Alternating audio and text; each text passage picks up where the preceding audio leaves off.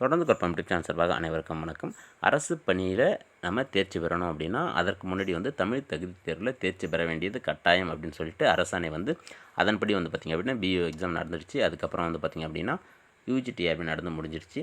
இதில் எல்லாமே பார்த்திங்க அப்படின்னா இதுக்கான சிலபஸ் என்ன அப்படின்னு பார்த்திங்க அப்படின்னா 10ஆம் வகுப்பு புத்தகம் மட்டும்தான் இதுக்கான சிலபஸ். நீங்கள் இந்த சிலபஸ் நீங்கள் டவுன்லோட் பண்ணி பார்த்தீங்கன்னா உங்களுக்கு தெரியும்.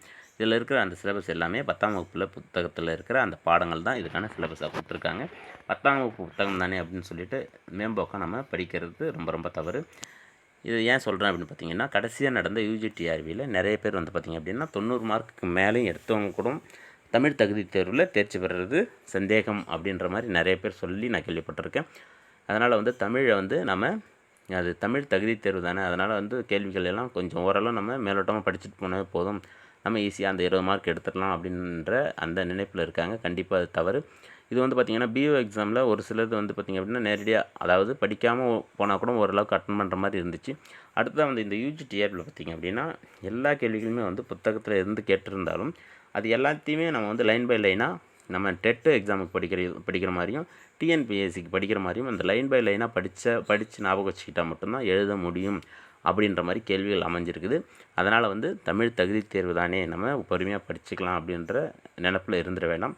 கண்டிப்பாக தமிழையும் நம்ம முக்கியத்துவம் கொடுத்து படிக்கணும். ஏன்னா நம்ம அதில் தேர்ச்சி பெற்றால் மட்டும்தான் நமக்கு அடுத்ததாக நம்ம பேப்பரே கரெக்ஷன் பண்ணுவாங்க அப்படின்னும்போது முக்கியமாக தமிழை நம்ம படித்து முடிச்சிடணும். அந்த செகண்ட் கிரேட் எக்ஸாம் எழுதுகிறவங்களாக இருந்தாலும் சரி, அடுத்தது வர பிஜிடிஆர்பிக்கு படிச்சுட்டு இருக்கவங்களாக இருந்தாலும் சரி, முதல்ல அந்த 10ஆம் வகுப்பு தமிழ் புத்தகத்தை படித்து முடிச்சுறது ரொம்ப ரொம்ப நல்லது. ஏன்னா 10ஆம் வகுப்பு புத்தகம் அப்படின்னும்போது ஒரு நாளைக்கு ஒரு அரை மணி நேரம் படித்தாவே நமக்கு அதுவே அதிகம். அதை நம்ம தொடர்ச்சியாக படித்து முடிச்சிட்டோம் அப்படின்னா நமக்கு நோட்டிஃபிகேஷன் வரும்போது நம்ம பாடத்தை நம்ம இன்னும் ஆழ்ந்து படிக்கிறதுக்கு நமக்கு வசதியாக இருக்கும். இப்போ கடைசியாக நடந்த யூஜிடிஆர்பிலாம் பார்த்திங்க அப்படின்னா ஒரு சில கேள்விகள்லாம் கேட்டிருக்காங்க. பிழையா நன்மொழி என்று வாய்மை கூறும் நூல் எது அப்படின்ற மாதிரி கேட்டிருக்காங்க. அதாவது புத்தகத்தில் இருக்கிற கேள்வியாக இருந்தாலும் அதில் பார்த்திங்க அப்படின்னா அந்த நூல்லாம் கொடுத்துருக்காங்க. திருக்குறள், நற்றிணை, ஐங்குறுநூறு, புறநானூறு, இந்த மாதிரி இந்த நூல் பேர்லாம் கொடுத்துருக்காங்க. இதை நம்ம தெளிவாக படித்தா மட்டும்தான் இந்த மாதிரி இதெல்லாம் எழுத முடியும். அடுத்தது ஒரு சில இதெல்லாம் பார்த்திங்கன்னா புணர்ச்சியிலே 2 வகையான கேள்வி 2 கேள்வி கேட்டிருக்காங்க. புணர்ச்சியிலே 2 கேள்வி கேட்டிருக்காங்க. இதெல்லாம் பார்த்திங்க அப்படின்னா ஒரு சில அந்த இலக்கணம் மட்டும் பார்த்திங்க அப்படின்னா 6லேருந்து 10 வரலும் அமையிற மாதிரியும் ஒரு சில கேள்விகள் இருக்குது. இது பார்த்திங்க அப்படின்னா இப்போ நடந்த யூஜிடிஆர்பிக்கு இந்த நிலைமை. அடுத்ததாக வர தேர்வுகளில் இதை விட கடினமாக இருக்கிறதுக்கான வாய்ப்புகளும் இருக்குது. அதனால் தமிழ் தகுதி தேர்வை 10ஆம் வகுப்பு மட்டும் நீங்கள் தெளிவாக படிச்சிட்டிங்கன்னா கூட நம்ம எந்த பிரச்சனையும் இல்லாமல் எழுதி முடிச்சிடலாம்.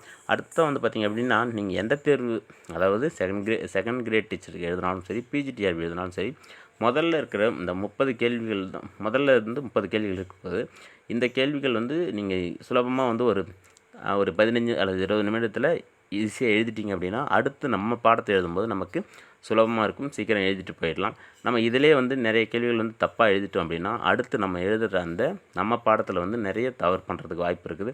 அதனால் தமிழை அலட்சியப்படுத்தாமல் 10ஆம் வகுப்பு புத்தகத்தை ஒவ்வொரு நாளும் குறைஞ்சபட்சம் ஒரு அரை மணி நேரம் படித்து முடிச்சுறது நல்லது அப்படின்றது என்னோடய கருத்து. அதனால் தமிழ் தகுதி தேர்வுக்கு இப்போலேருந்தே படித்து முடிச்சிடுங்க. நன்றி.